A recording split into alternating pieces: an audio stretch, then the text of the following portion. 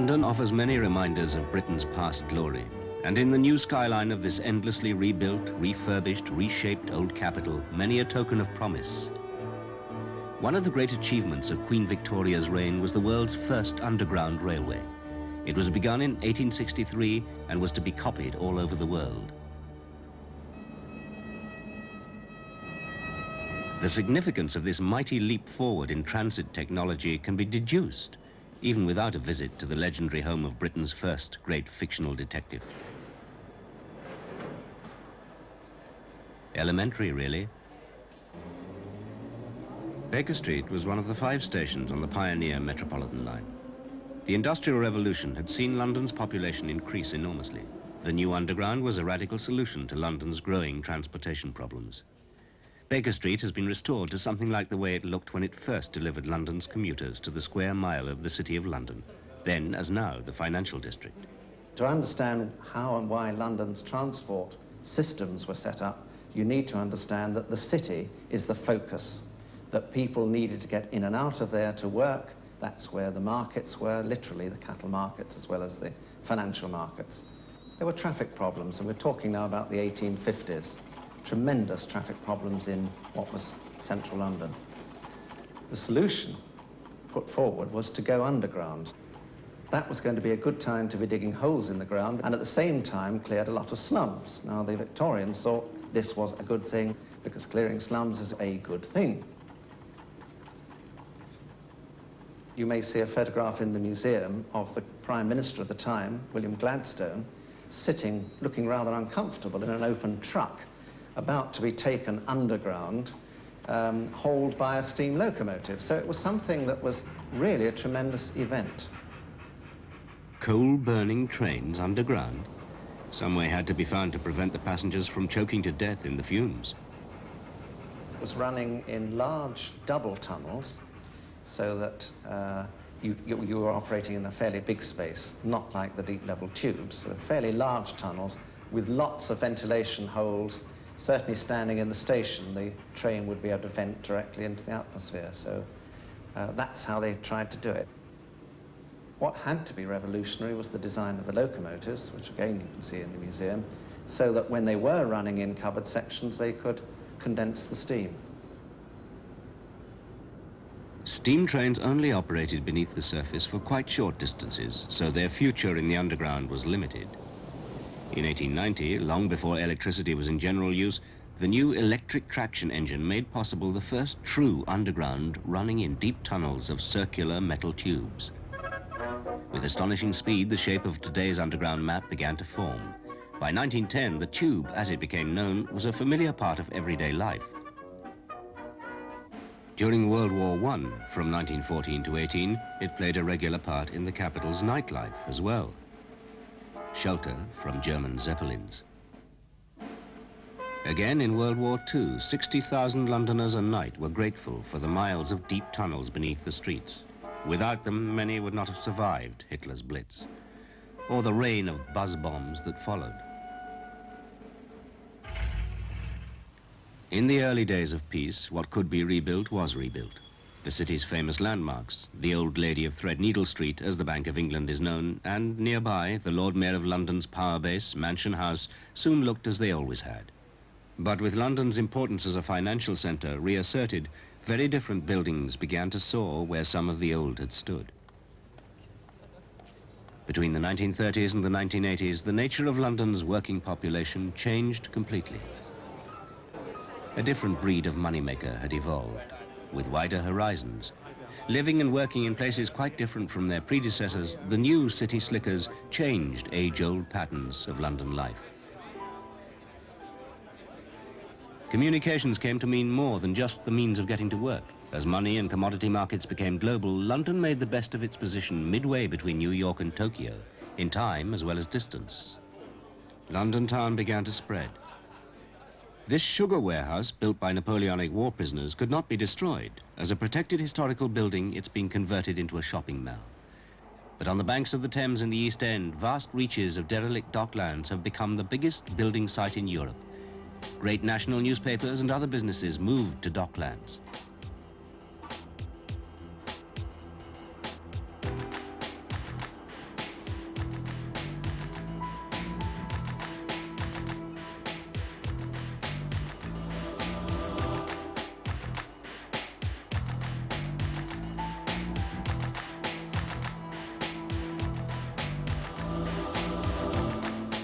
In the 19th century, this viaduct carried an historic primitive railway, one of the first in the world. Hitched to a cable, carriages were towed to and fro by a stationary steam engine at one end. However, that vintage apparatus was probably better suited to its purpose than the public transit system that was at first thought adequate for the new docklands.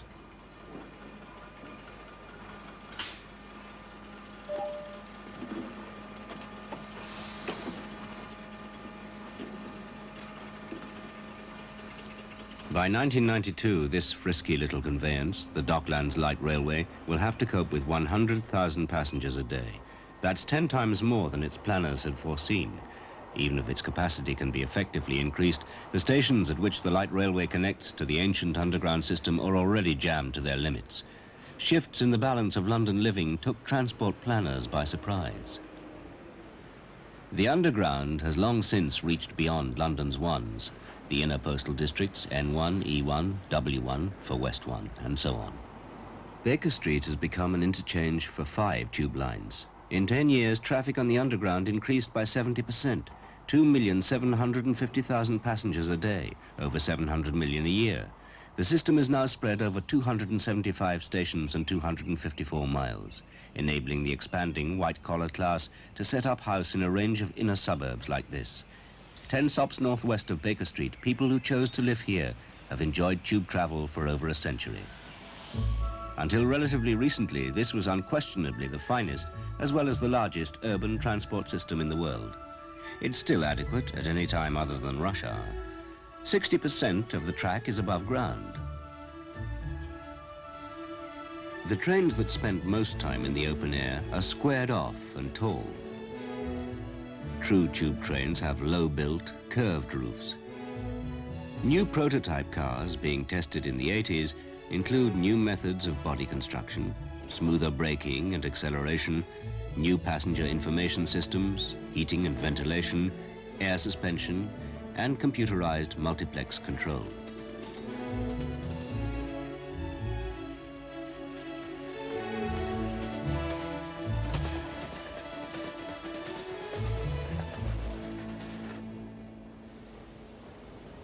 Because the area south of the Thames was already well served by Britain's mainline trains, only 30 of the tube's 275 stations are south of the river. Most commuters from there, 225,000 a day, take British rail trains into London's Waterloo station. The human wave flows in and out of Waterloo twice every day, regular as the tides. Some 70,000 passengers still have to find their way across the river to central London, taking a tube to the final destination, which might be miles further on. The escalator was an American invention which replaced all except 26 of the original tube elevators, or lifts, in the 20s and 30s. Both these aging people movers are being renewed in anticipation of a 10% increase in the number of travelers by 1995.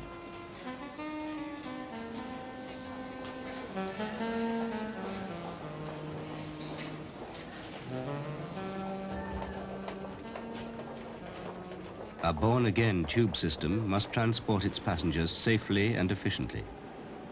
Loudspeakers warn of little hazards.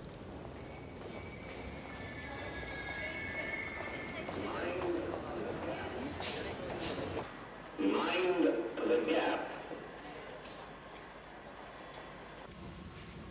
Mind the gap. Stand clear of the doors, please. Updating the infrastructure of this venerable city and its grand old tube is a way of life for Londoners. I'm a Londoner before I'm anything else, before I'm English or British or anything. I mean, grew up here, lived here.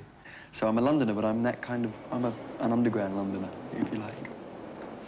London to me was the tube line. I'd get into central London, and central London meant everything, really. That meant the world. And it also meant that I had the British Museum half an hour away, or I had a football team at the other end of a very complicated system an hour away that every Saturday I would trudge across to see to West London. It meant that I had a city to call my own, and I was part of it, really. It gave me a community. I never ride on buses. Buses are funny. Londoners walk, get cabs, or they travel on the tube. Because that's the way that I grew up knowing London, is the tube lines.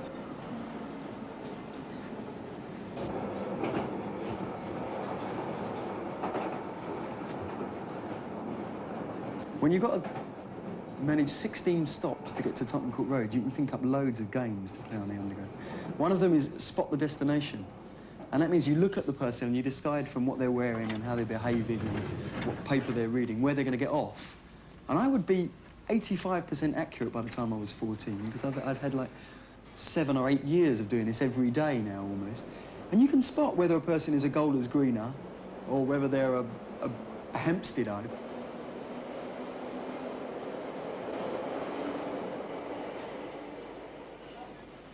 London kind of exists up alleyways and in the back rooms, the snugs of pubs, where they maintain those Londons. And it exists on the fringes of the street markets, or it exists at 8 o'clock of a Sunday morning, but not at 9 o'clock, because you were there at the wrong time. And I think London is like that. It's a city that hides its pleasures to the outsiders, but revels in them quietly among its own.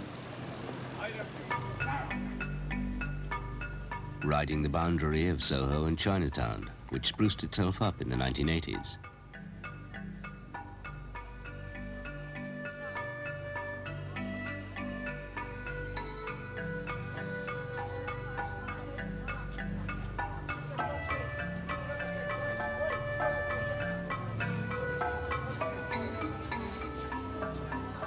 Some Londoners worry about the survival of London's traditions. Sadly, I think London has been, in the last 20 years, and is being very, very negligent with its hidden heritages. Of course, we list the great buildings, and, you know, you can't knock down Buckingham Palace to put a multi-storey car park.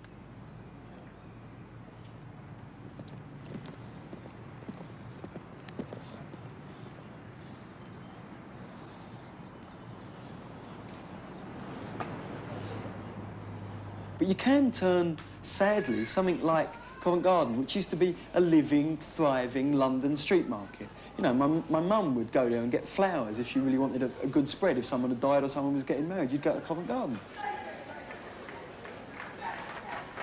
And what did we do with it? We turned it into a place that sells souvenirs in a mock Italian esplanade.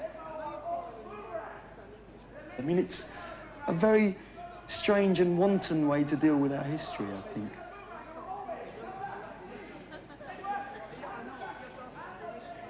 I think it's partly that London suffers from its own success now. London is such a big, sprawling city that too few people live in its heart. Not many people live in those ones anymore. They all live out. And because our communications are developed to a level where they can, they've had to divorce themselves from where they work. So London, where people used to live and work cheek by jowl, they don't much anymore. Eros, the god of love, marks the centre of London, particularly tourist London. Visitors come from all over the world to be reminded of the things they left behind. Piccadilly Circus Station is one of the busiest in London's West End. If they want to sing the praises of one of the great engineering feats of all time, they need nothing more than a ticket to the wonderland beneath. When it was first opened in 1928, the subterranean complex underlying Piccadilly Circus Tube Station was one of the marvels of the age. It still is.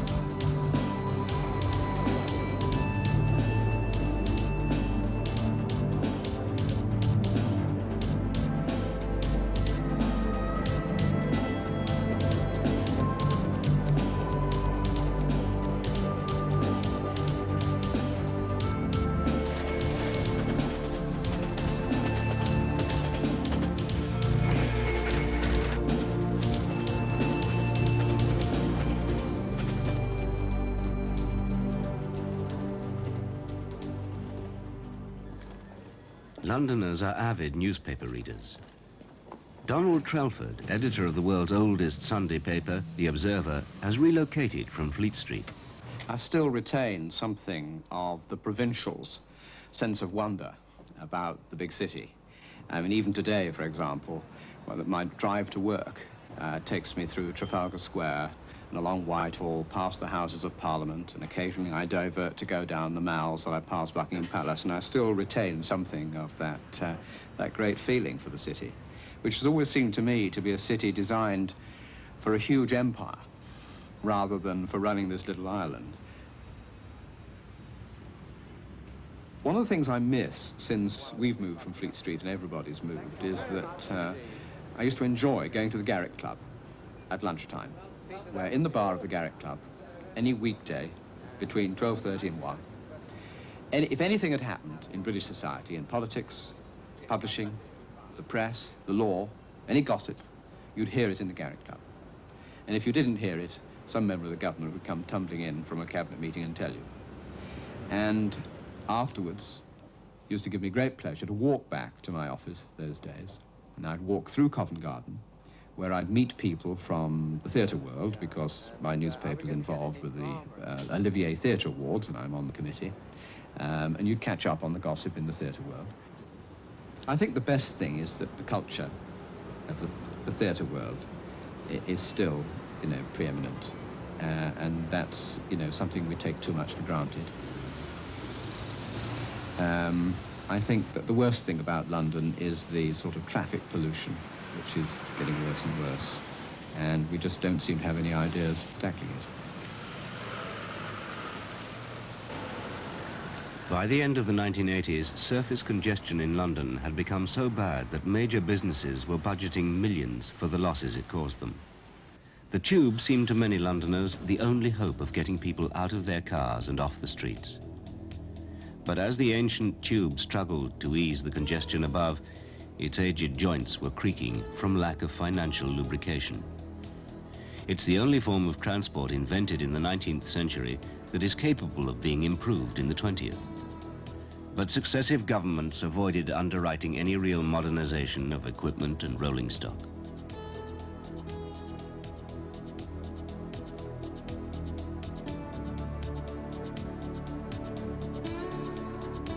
Yet, when Donald Trelford has to be on time for an appointment, he abandons his company car and takes the tube.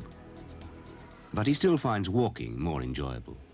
Then you'd walk down past the Inns of Court and the Temple, and you'd meet lawyers who are either defending you or about to prosecute you, or see some judge, who's about to pass sentence on you. I know, but I'm losing that one. Really? He can put together from the judgment of the judge, or summing up in this case.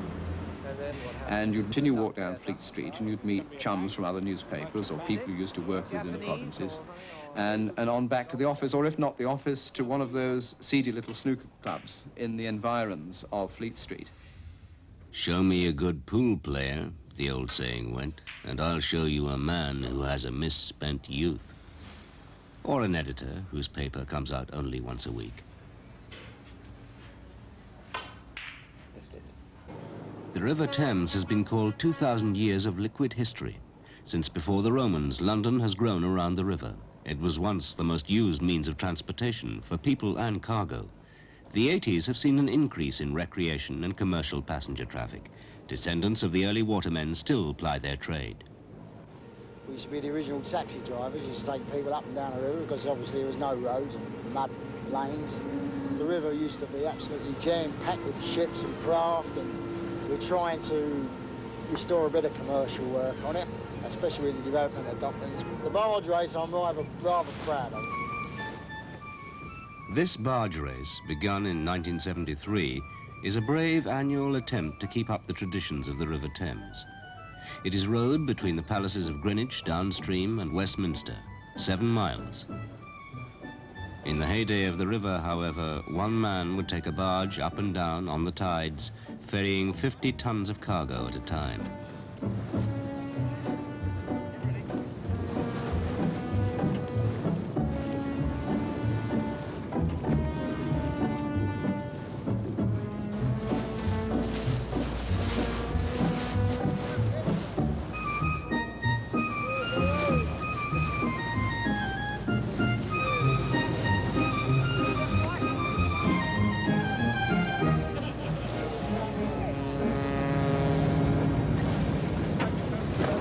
It's a beautiful river, it's a lovely river, but it's a very, very dangerous river. It's a good friend and a bad enemy.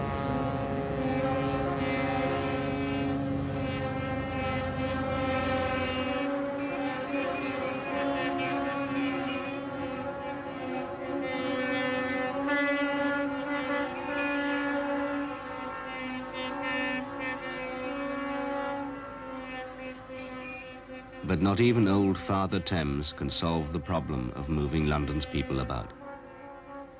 Attractive as the idea of waterborne passenger transport is, it has been tried more often than it has succeeded. The only means of handling the volume necessary lies underground. It took a disaster, an accidental fire at King's Cross Underground Station in 1988, which killed 31 people, to make both public and authorities aware of just how decrepit the tube system had become. The entire structure, trains, lines, stations, apparatus, was showing its age. Everyone could see there was overcrowding, broken and combustible escalators, dirty carriages, and too few trains, and gaps in the service. The King's Cross fire made tube renovation a political priority. The most visible sign of good intent was the appearance of these stylish, elegant, and costly new cars.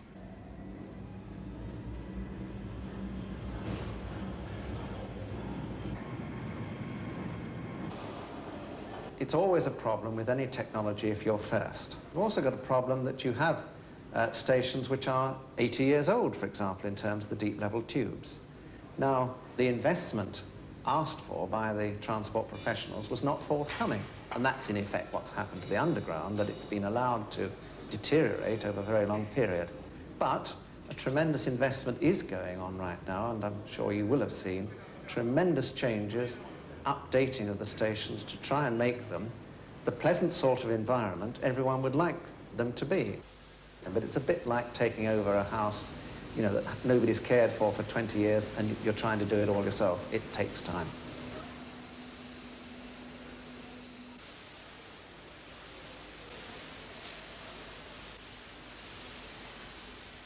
The way ahead for the underground, with £500 million to spend, is in the hands of Wilfred Newton. He pioneered the impressive new Hong Kong Underground and ran it at a profit. He approves of the sign in the new cars that shows passengers the name of the next station. He also understands safety, as he explained in Hong Kong. We have to run this as a business. We have to borrow the money on international capital markets. When you're running anything such as a mass transit railway, you have to be literally obsessed with safety.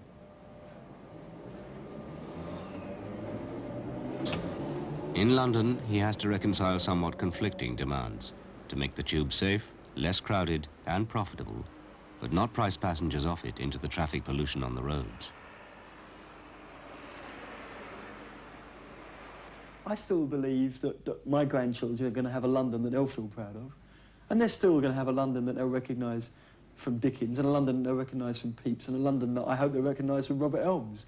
Because I think there is a continuum of those Londons, and you can't kill it, because it's in the soul of its people. It's the myths dating back to great fires and plagues, and then it's the myths of, you know, Wat Tyler leading rebellions against people, and it's, you know, the myths right up to the old Jack the Rippers in the East End.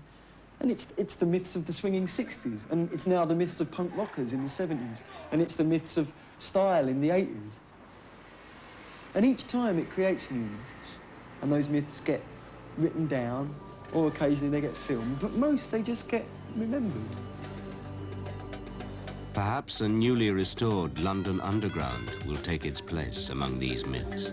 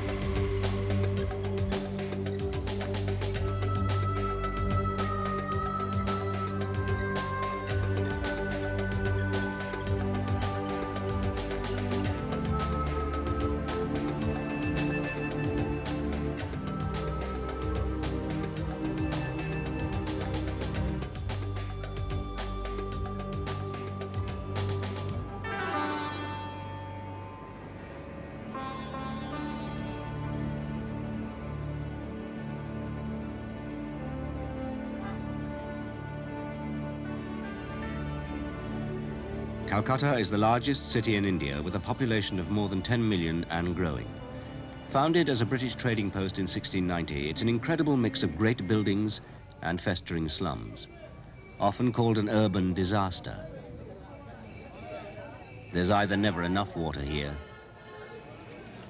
or there's far too much. Man-powered rickshaws fare better than most. Nothing must be wasted. Transport, noise and heat are constant problems. The broken roads fit for cars. Yet underfoot is a gleaming new subway, air-conditioned, soothing and punctual, the first to be built on the subcontinent. A miracle that it got built, and remarkable that the government gave it to Calcutta, not to Delhi or Bombay. It has only 11 stations in its first stage. It carries 60,000 or so passengers a day. It cost £500 million to build and £6 million a year to run. But the metro, as it's called, has become Calcutta's greatest pride. Calcutta has a proud history, capital of British India from 1833 to 1912. The Victoria Memorial, built by the Indians, was as much admired as the Taj Mahal. Even now, packed with memorabilia of those imperial days, it's a favorite attraction. An even more durable monument to the Raj is the Writers' Building, which once accommodated the scribbling clerks of the British East India Company. It's still in service as the Secretariat of the Government of West Bengal, the Indian state of which Calcutta is the capital. It was the war with Pakistan in the 1970s and the subsequent creation of Bangladesh out of East Pakistan that released the human wave that caused Calcutta's dramatic problems. In 1970, the population of the city was less than 4 million. By 1981, the last time anyone counted, it was 10 million. A less generous community might have rejected these refugees. Calcutta merely added them to the ragged hordes already scrabbling for a living.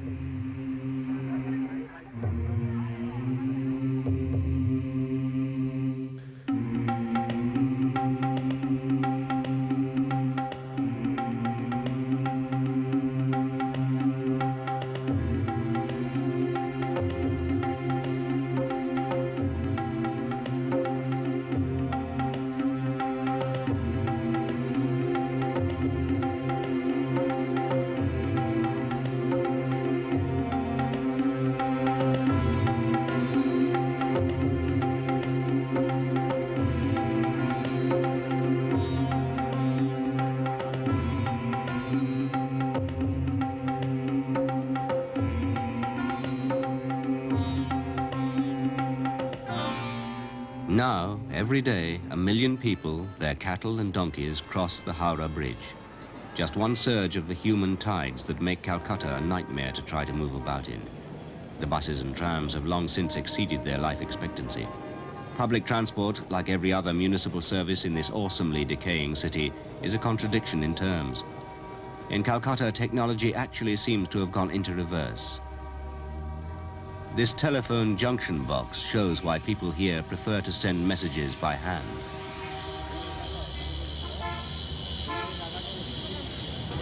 The religion that obliges Hindus to wash daily, no matter how putrid the water, also permits mobile traffic hazards to add to the confusion.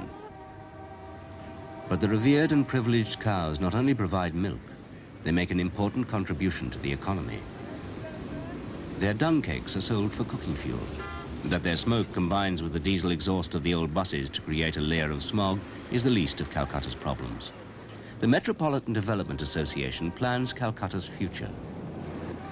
Even before partition, the city was suffering to some extent because of lack of infrastructural facilities in certain areas.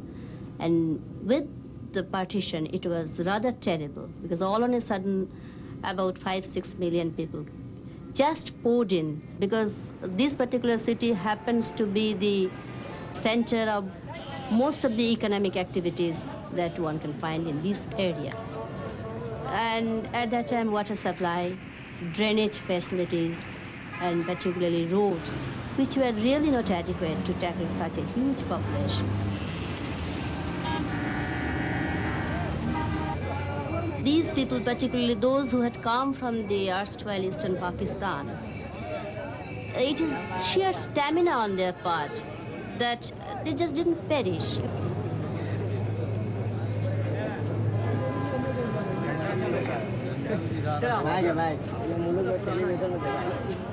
On the other hand, they got themselves settled in certain areas in the fringe of the city where hardly there was any infrastructure facilities. For example, this is the eastern part of the city where you see, these light yellow color, and then these other areas. There was hardly any drainage facilities, no water supply facilities, but they on their own, they found out some source of livelihood. They could do it, because of sheer determination on their part, because they will have to survive, and they did survive.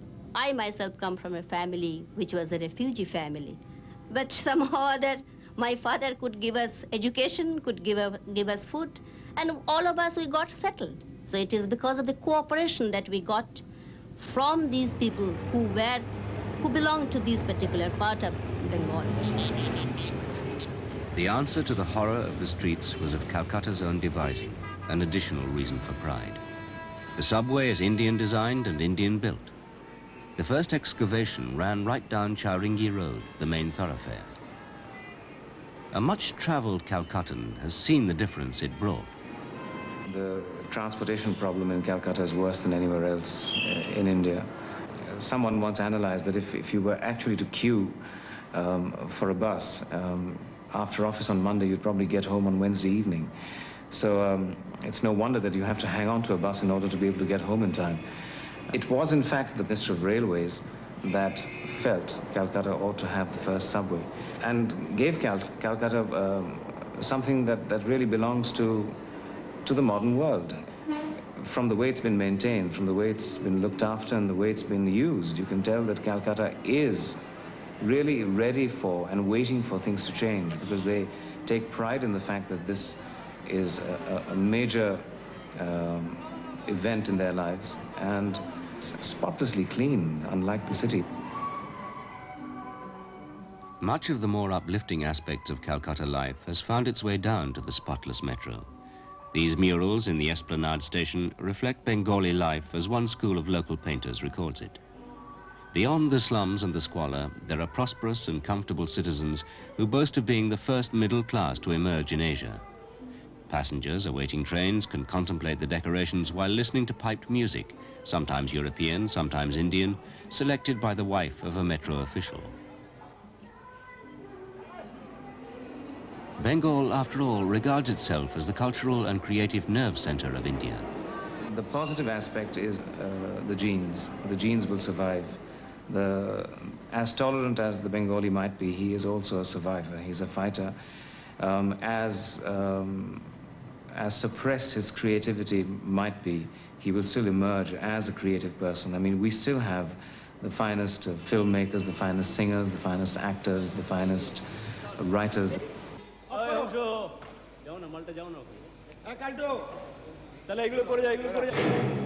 Tollygunge Studios, West Bengal's Hollywood, where technology is never allowed to triumph over art, lies at the end of the subway line.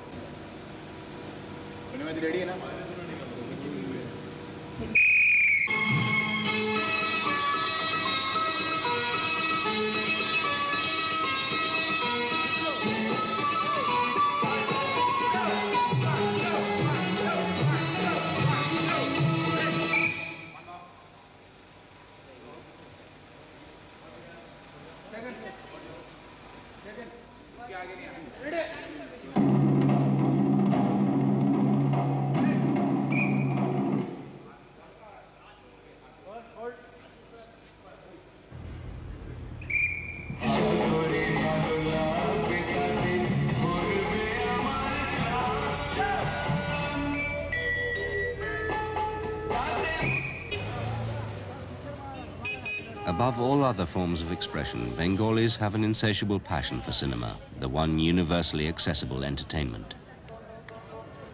The departure of the Raj left behind another popular diversion. On the fringe of the Maidan, the one green open space in Calcutta, lies a lush racecourse, most, if not quite all, of whose operations would be recognizable anywhere. Owners and jockeys have been flaunting their colors here for 200 years. And the students of form will be sizing up the horses and riders well into the next century. The betting is as bold, the tension as high before the start of a race as it would be at Ascot or Aqueduct. It's a far cry from the fetid streets across the Maidan.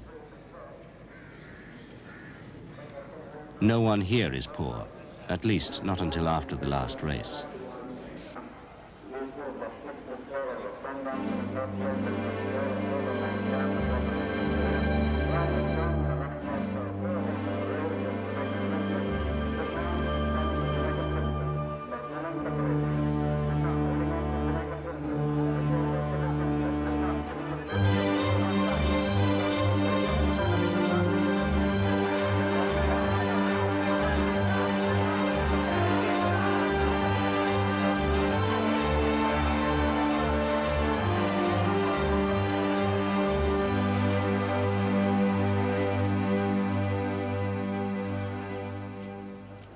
Not far from the film studios, behind the Tollygunge metro station, the voice of the Raj still echoes. Wildlife conservationist and long-time expatriate. I think that the most disappointing change over the past 40 years has been this population increasing. There was that tremendous influx from what was then East Pakistan. Everybody feels that the streets of Calcutta are paved with gold and that they must descend on these streets and get lucrative employment.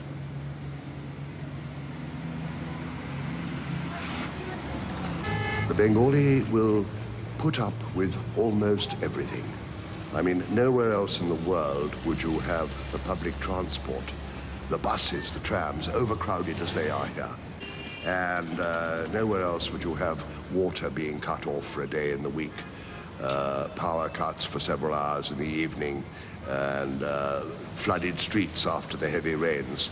And yet, the Bengali mentality just accepts this. Maybe a good thing, but he's too long suffering. There's no way in which all these problems can be resolved with the ever-burgeoning population problem. Behind the walls of the Tollygunge Club is an established oasis for prosperous Calcuttans. When the Metro built its terminus at Tollygunge Station, the club gave up some land.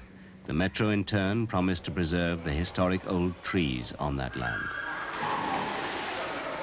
It was a British club until the early 50s. We didn't have this terrible bias which applied in so many clubs, where if you were an expatriate European, you were in, and if you weren't, you weren't in.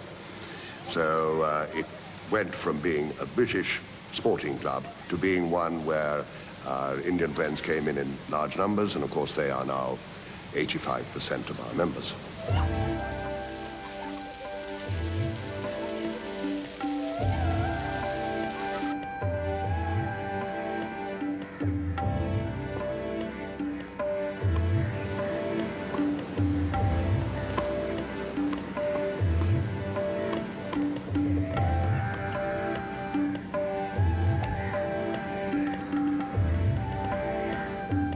There's a keen desire to keep a bit of the culture of the Raj going. I think that many of one's Indian friends are becoming more English in their outlook, in their thought, and in their dealings with us. No longer do we wear black ties on every occasion.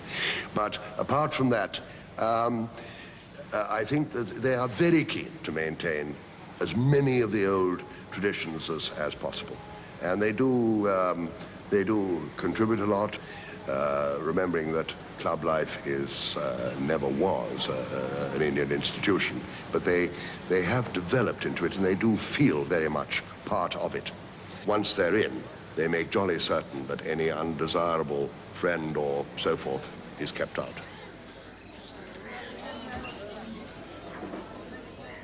Down the road, the metro trains, above ground for the only time, regularly reverse on what was once the end of the club's golf course. Metro began operating in 1984 over a 3-mile stretch. The trains were gleaming. The stations had marble pillars, potted plants, piped music, and even crystal chandeliers. It was only a curiosity then, but those concerned knew how vital it was to the city's survival. As you know, that the road surface in Calcutta is only 6% of the total area, as compared to 10 to 20% or more in other cities. It was realized that there is no other alternative but to go underground and to have a mass rapid transit system. And therefore, 16.5 kilometers of project connecting north to south in Calcutta was sanctioned.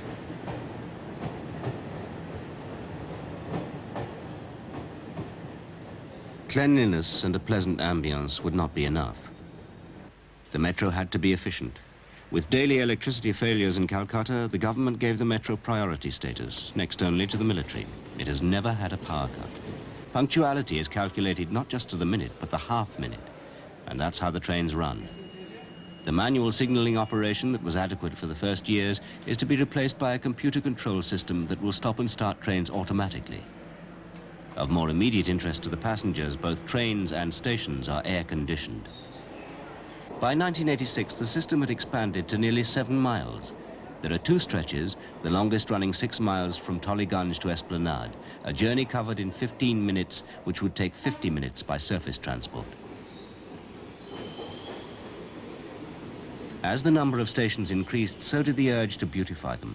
At Kalighat, the walls are adorned with tile paintings from a local art school. But Kali, the goddess after which it was named, takes precedence, her image glinting from gilded medallions everywhere. Not everyone in the city, of course, is able to enjoy these cool concourses or the splendors displayed in them. Up on the surface, guards turn away anyone they think might not be good for the 10 rupee or 6 US cents fare.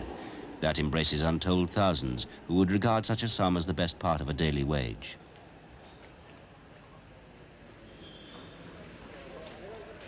A particular attraction at Kalighat is the bronze image of a figure from Hindu legend, the 10-headed Ravana.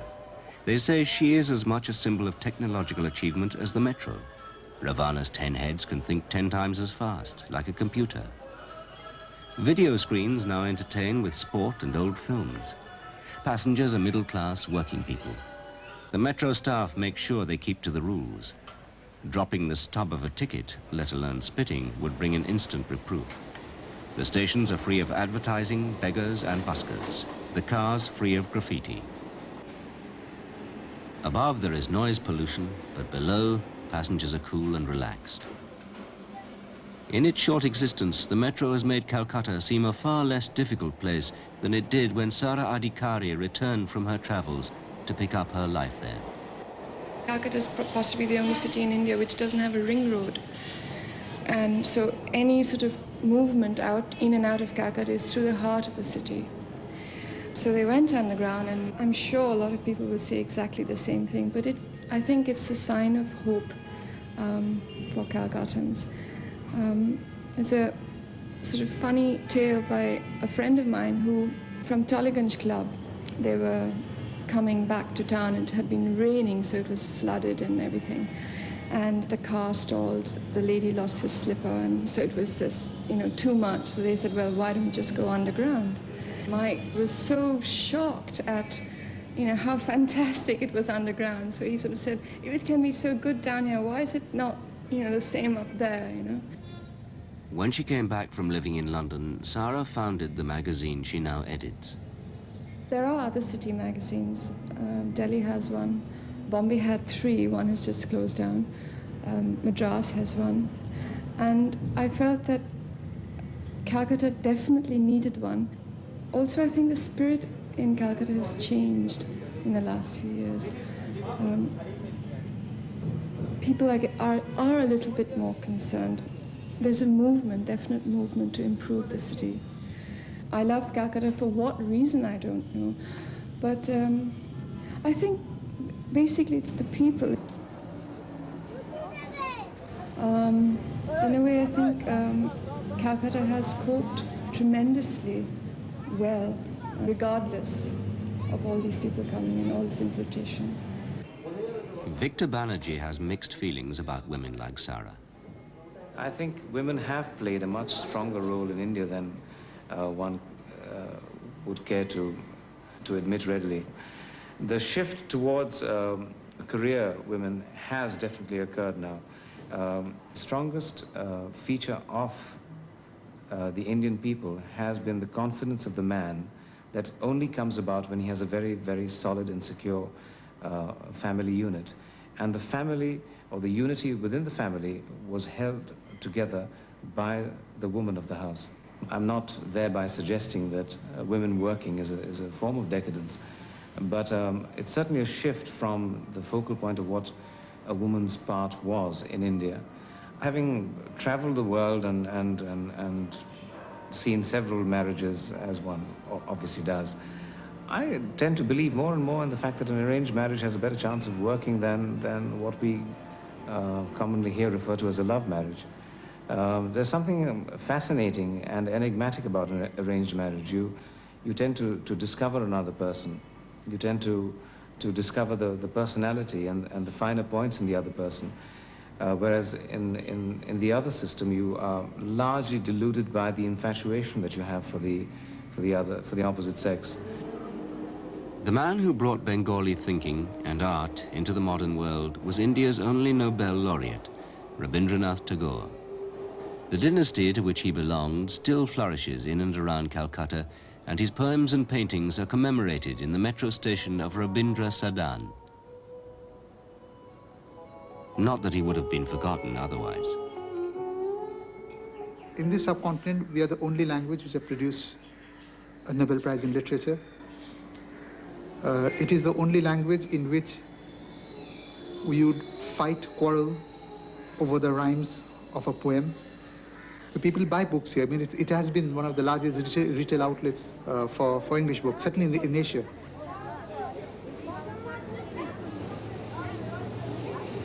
The new underground railway has given Calcuttans a new sense of pride. The metro first came to Calcutta because that the political leaders were educated in England and during their student days must have used the London Underground and were convinced of its virtue. Calcutta often gets flooded during the rainy seasons. And at least in that corridor, the Underground Railway functions. I mean, touch wood, but it has functioned so far this year. By 1991, there'll be 17 stations on 11 miles of track. The ride from Tollygunge to Dum Dum, the airport and railway hub, will take 33 minutes. By the turn of the century, when Calcutta's population reaches 12 million, the subway must be ready to carry 1.7 million passengers a day. The way forward is slowed down by the glutinous mud of the Hooghly River. But against all odds, the miracle of Calcutta digs its way to Dum Dum with pride.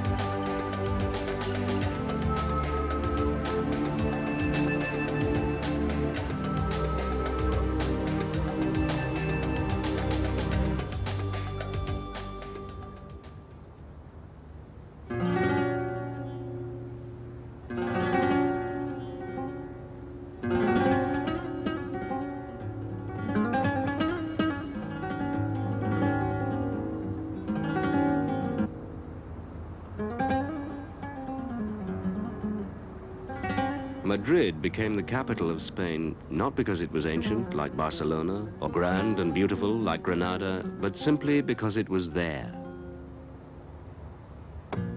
Before, it had been nothing but a grim outpost of the Moorish invaders, 2,000 feet up on the bare central plateau, cold in the winter, hot in the summer. But it soon became one of Europe's great royal seats. King Philip II decided to move his court here. Splendid plazas and palaces, cathedrals and boulevards began to replace the cobbled streets.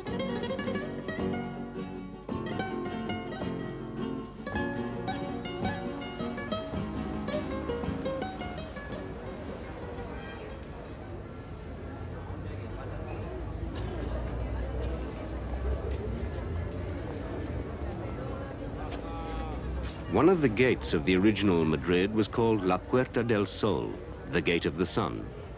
The great plaza that replaced it is the heart of modern Madrid. Mighty events in the nation's history took place here. Like the bear, Puerta del Sol is a symbol of the capital. But for Capitolinos and country visitors alike, this superb space is also the nation's sitting room.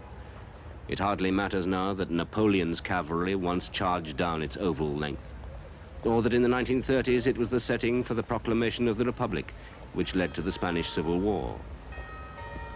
The old and mellow stones bear a reminder of King Philip's decisiveness. The reason he chose such an unprepossessing spot for his capital was that it stood at the precise geographical center of Spain.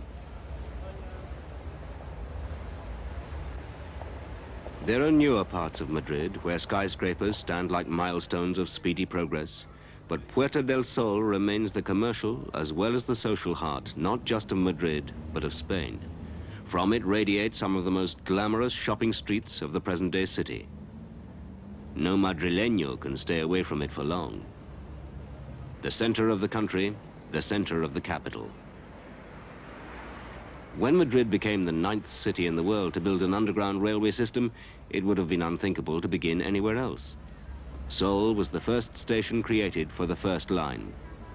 With 35,000 people passing through daily, it's still the busiest stop of the showpiece transit system that must take Madrid into the 21st century. Embedded though Sol was in 4 centuries of civic development, the station itself has been impressively restored, its operations modernized. The work had to be done, and fast.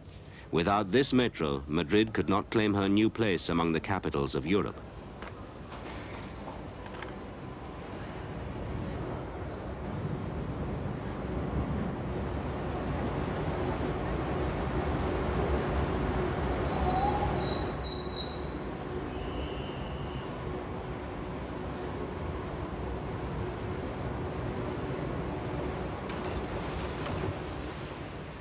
The trains, the stations, the lines of the Madrid Metro all suffer from the compromises imposed by having to update the existing system rather than replace it. By modern standards, a lot of the equipment has been around too long. The men who run the Metro feel they're in a race against time.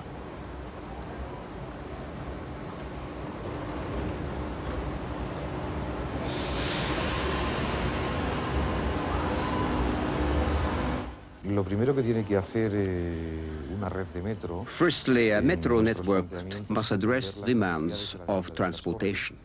The present metro was inaugurated in 1919 and covered a very short distance of approximately 3 kilometers.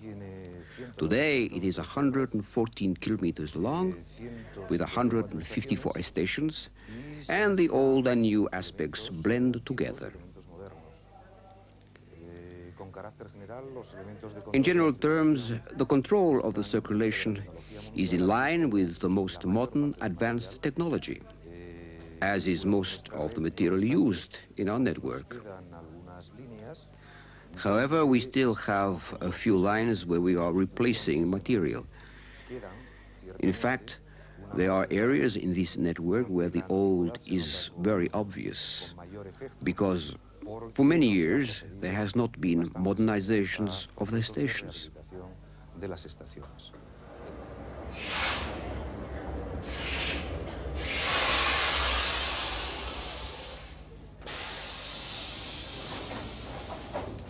Sol ha sido una obra que ha podido realizarse en concreto. Sol has been modernized thanks to the fact that 3 years ago, the surface of the entire Puerta del Sol was relaid.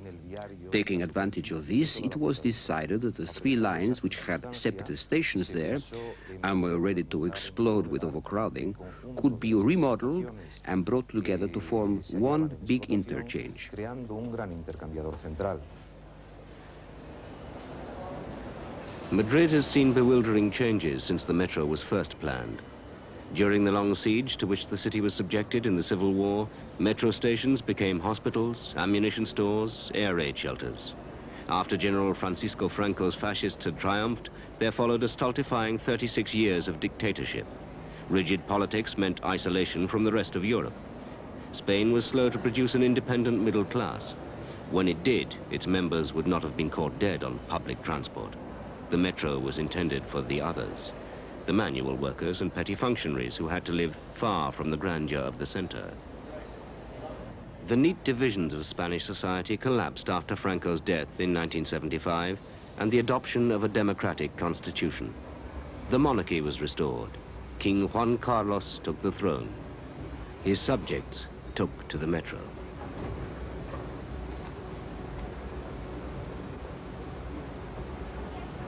The network is used during the week by 1.5 million people.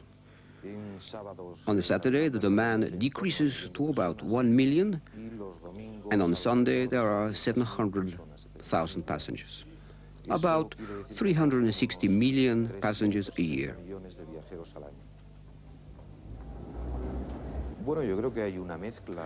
There is a mixture of all sections